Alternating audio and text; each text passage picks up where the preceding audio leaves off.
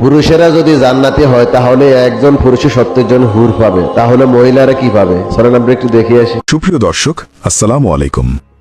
আজকে আপনাদেরকে জানাবো জান্নাতি হুর নিয়ে কিছু প্রশ্নের উত্তর। 1. জান্নাতে পুরুষেরা 70 জন হুর পাবে, কিন্তু নারীর জন্য কি আছে? 2. দুনিয়ায় কোনো বিবাহিত নারী যদি জান্নাতি হয় কিন্তু তার স্বামী যদি জাহান্নামী হয়, তাহলে সেই নারীর জন্য কি জান্নাতি পুরুষ হুর থাকবে? 3. প্রত্যেক জান্নাতি পুরুষের জন্য 70টি হুর থাকবে, কিন্তু সেই পুরুষ যদি চায় শুধুমাত্র তার স্ত্রীর সঙ্গে থাকতে, তাহলে সে কি থাকতে পারবে? 4. কেমন হবে জান্নাতীদের আকৃতি? 5. কেমন হবে জান্নাতি হুর? এই সকল প্রশ্নের উত্তর পাবেন আমাদের আজকের ভিডিওতে, তাই সকল প্রশ্নের উত্তর জানতে পুরো ভিডিওটি দেখুন। প্রথম প্রশ্ন হচ্ছে, জান্নাতে পুরুষেরা 70 জন হুর পাবে, কিন্তু নারীর জন্য কি আছে?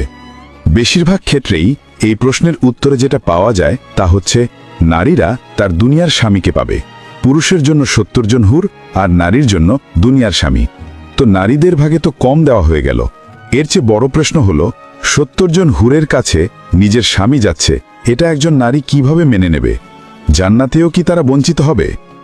এর উত্তর হচ্ছে না, নারীরা বঞ্চিত হবেন না। তবে ঈমান এবং নেক আমলের সুবাদে যেই সব নারী পরকালে জান্নাতে প্রবেশ করবে তারা ঠকবেন না, তারা কোনো ধরনের বঞ্চনার শিকার হবেন না, তারা কোনো ধরনের অবিচারের সম্মুখীন হবেন না, তা সুনিশ্চিত এবং অবধারিতভাবে সত্য। দুনিয়াতে সেই নারী সর্বোত্তম যে একজন পুরুষের অধীনে ছিল, এবং জান্নাতেও আল্লাহ তাআলা সেই নারীকে অধিক মর্যাদা দান করবেন, এবং আল্লাহ তাআলা একজন নারীকে একজন পুরুষের অধীনে থাকাকেই বেশি পছন্দ করেন।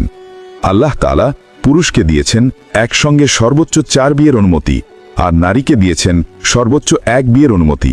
তাই জান্নাতে গেলে নারীদের জীবনে একাধিক পুরুষ থাকবে না। যে মহিলার বিয়ে হয়নি তার জন্য অনুমতি আছে, সে ইচ্ছে করলে জান্নাতি কোনো অবিবাহিত পুরুষকে বিয়ে করতে পারবে, আর না চাইলে পুরুষ হুর আল্লাহ তাআলা সৃষ্টি করে তার সাথে বিয়ে দেবেন। তালাকপ্রাপ্ত হয়ে থাকলে আর বিয়ে না করে মারা যাওয়া মহিলার অবস্থাও হবে অনুরূপ। যেই মহিলার স্বামী মারা যায় আর তিনি তারপরে অন্য কাউকে বিয়ে করেন, তাহলে তিনি যত বিয়েই করুন না কেন, জান্নাতের সর্বশেষ স্বামী তার সঙ্গী হবে।